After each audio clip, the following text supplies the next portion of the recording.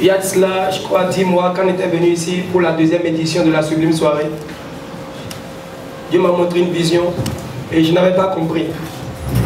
Mais cette fois-ci, quand on revenait, Dieu m'a montré la même vision. J'ai vu que les chrétiens de cette nation, chacun court dans sa direction. Chacun court dans sa direction. Mais nous courons pour le même Dieu, mais chacun court dans sa direction. Nous sommes devenus comme Caïn et Abel. Nous voulons offrir des sacrifices au même Dieu, mais chacun prend son sacrifice.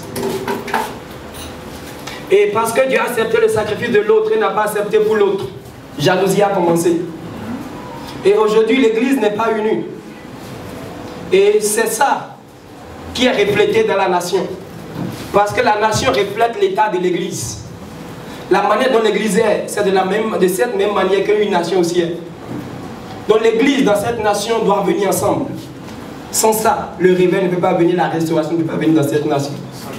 Nous devons oublier les histoires de doctrine. Nous devons oublier ces histoires. Au temps de Moïse, la Bible dit qu'il a vu deux personnes en train de se battre en Égypte. Et quand s'est approché, il a remarqué que c'était un Égyptien et un Israélite. C'était normal. Parce qu'un Israélite et un Égyptien qui se battaient, c'est deux personnes différentes. Mais ce qui est bizarre, la Bible dit, une seconde fois, il a vu deux personnes qui se battaient.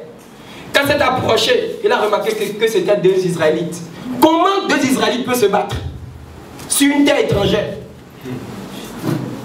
C'est ce qui se passe aujourd'hui avec l'Église. Tu vois deux personnes qui se disputent, tu t'approches. C'est deux chrétiens qui se disputent. Pourquoi? Ils n'est pas de la même église que moi. Deux églises se combattent. Et une église est prête qu'on puisse fermer l'autre église. Nous servons quel Dieu? Dieu est-il divisé? La Bible n'a-t-elle pas dit qu'il y a un seul esprit? Mais qu'est-ce qui se passe dans l'église aujourd'hui, bien-aimés? Qu'est-ce qui se passe dans cette nation? Comment nous pouvons vaincre le monde si nous sommes divisés? La Bible dit une maison qui est divisée contre elle-même, cette maison ne prospère pas. Et tant que l'église sera divisée contre elle-même, nous ne pourrons jamais prospérer. Et jusqu'à quand nous allons rester dans cette division et la trompette va sonner? Jésus ne viendra pas chercher une église divisée, mais Jésus veut venir chercher une église unie. Est-ce que nous pouvons oublier nos différences et regarder à ce Dieu que nous servons, ce même Dieu que nous tous nous servons? Même si l'autre n'est pas du même avis que moi, je l'accepte tel qu'il est. C'est ça la tolérance. Dieu est plus concerné par les nations.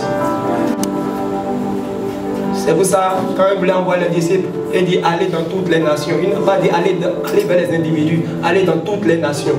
Dieu est plus concerné par les nations. Il dit vous serez mes témoins à Jérusalem. Il n'a pas dit vous serez mes témoins chez un individu, mais à Jérusalem, dans une ville. Il a commencé par des pays. Alléluia. Et pendant que nous ne tenons pas la main ce soir, c'est un acte prophétique.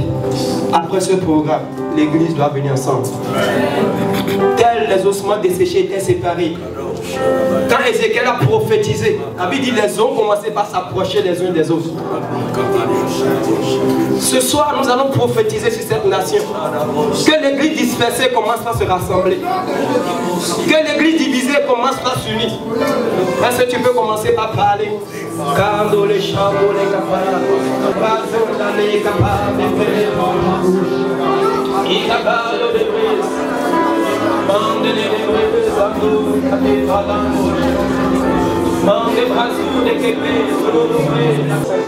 Que l'église vienne ensemble dans cette nation. Seigneur, nous interdisons la division et nous prophétisons l'unité. Nous croyons que l'unité peut venir encore.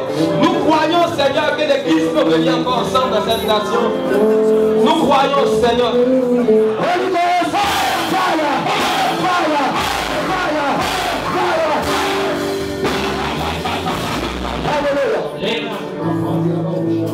La Bible dit, toute arme qui sera projetée contre nous sera nulle et sans effet. Alléluia. Tu vas dire toutes les armes qui se préparent déjà dans le secret. Comme cette nation à cause des élections qui viennent. Seigneur, nous déclarons nulle et sans effet ces armes au nom de Jésus de Nazareth.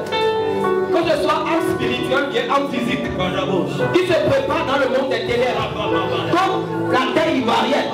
Nous déclarons ce soir que ces âmes soient nues et sans effet. Et lève ta voix et en nous au nom de Jésus. Et lève ta voix et prie.